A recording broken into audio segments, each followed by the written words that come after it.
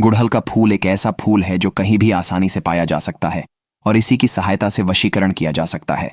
बल्कि इस फूल के जितने भी लाभ और प्रयोग है वो सब आज के इस वीडियो में आप जानेंगे।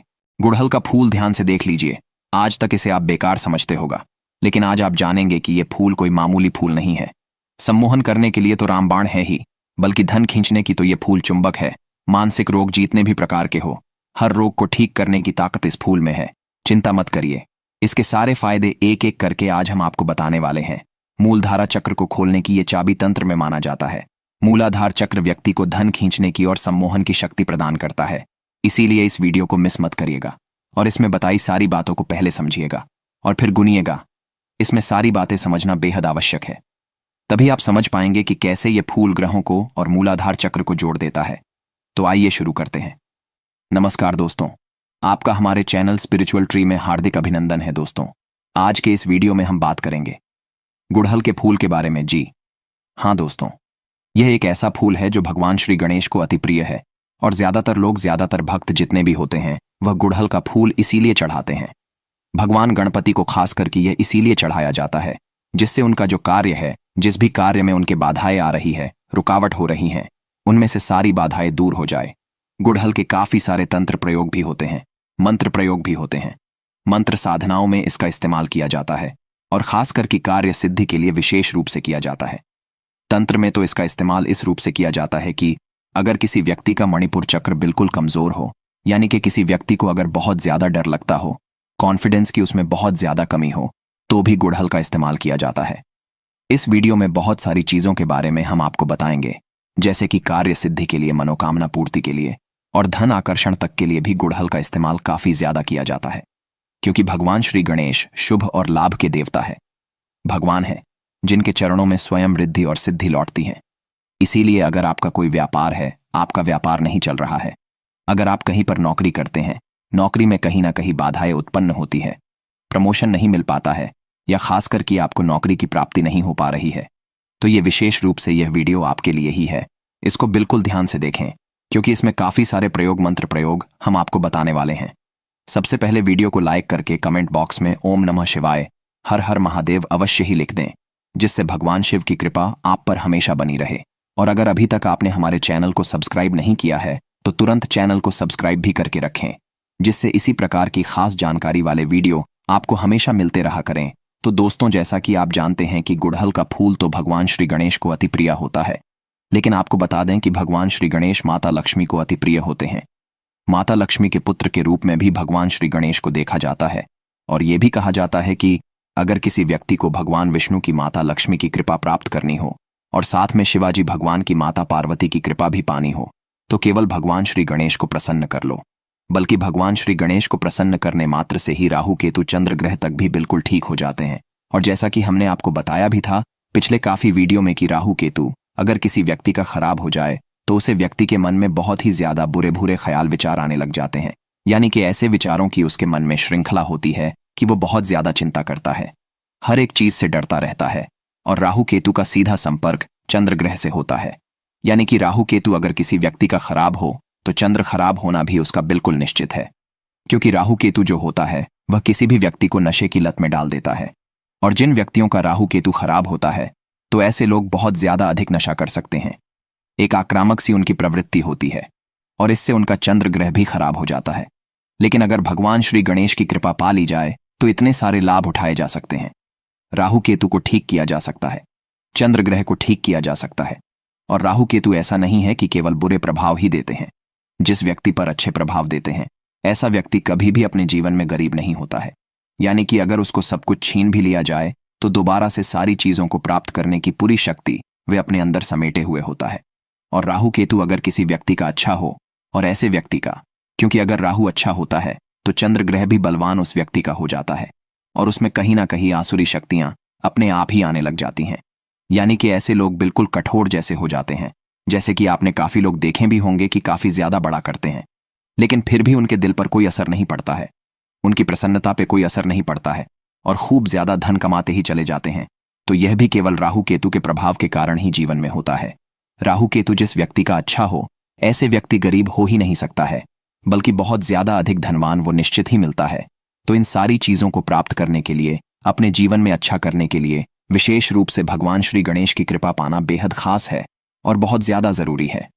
अगर किसी व्यक्ति का केतु खराब हो तो केवल भगवान श्री गणेश की ही कृपा से केतु ग्रह को ठीक किया जा सकता है, वरना वह व्यक्ति पूरा जीवन ही भटकता रह जाता है और किसी भी मार्ग की प्राप्ति उसे हो नहीं पाती है।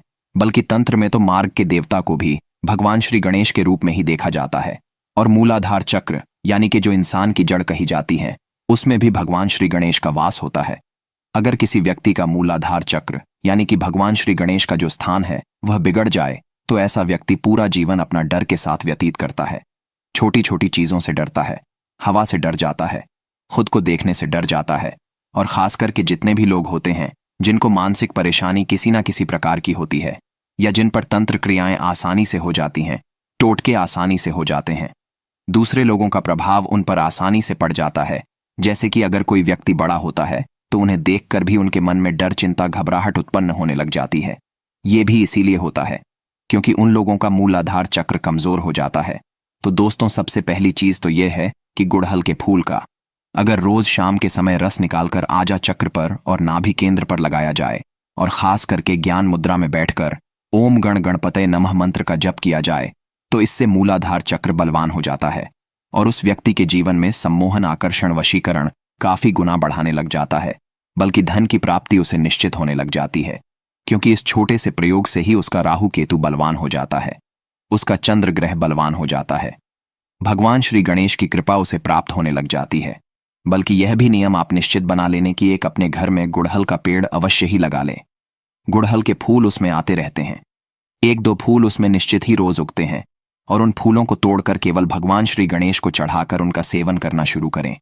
उन्हें अपनी नाभि में लगाना शुरू करें, आज्ञा चक्र पर तिलक लगाना शुरू करें और देखते ही देखते आप यूं देखेंगे कि आपके जो मन में डर रहता था, चिंता रहती थी, वो धीरे धीरे गायब होने लगेगी। आपका दिल बलवान बनने लगेगा क्योंकि मूलाधार चक्र अगर किसी व्यक्ति का बलवान बन जाए तो सबसे पहले प्रभाव उस पर यही पड़ता है कि वो बिल्कुल निडर हो जाता है और बिल्कुल शांति स्वरूप में आ जाता है। सम्मोहन, वशीकरण उसके लिए बिल्कुल प्रचंड हो जाता है और सम्मोहन उसके शरीर में बिल्कुल कृष्ण भगवान की तरह बहने लगता है। यानी कि जिस भी व्यक्ति की कामना वह करता है वह व्यक्ति उसके पास अपने आप ही खींचा चला आता है। ओम गम गणपताय नमः ये भगवान श्री गणेश का बेसिक सा मंत्र है और ओम गम ग्लोम गणपतये नमः ये तांत्रिक मंत्र कहा जाता है। इसके अधिक प्रभाव होते हैं, जिसमें ग्लोम होता है वह तंत्रोक्त मंत्र होता है। तो ये भी आप बिना किसी परेशानी के जप कर सकते हैं।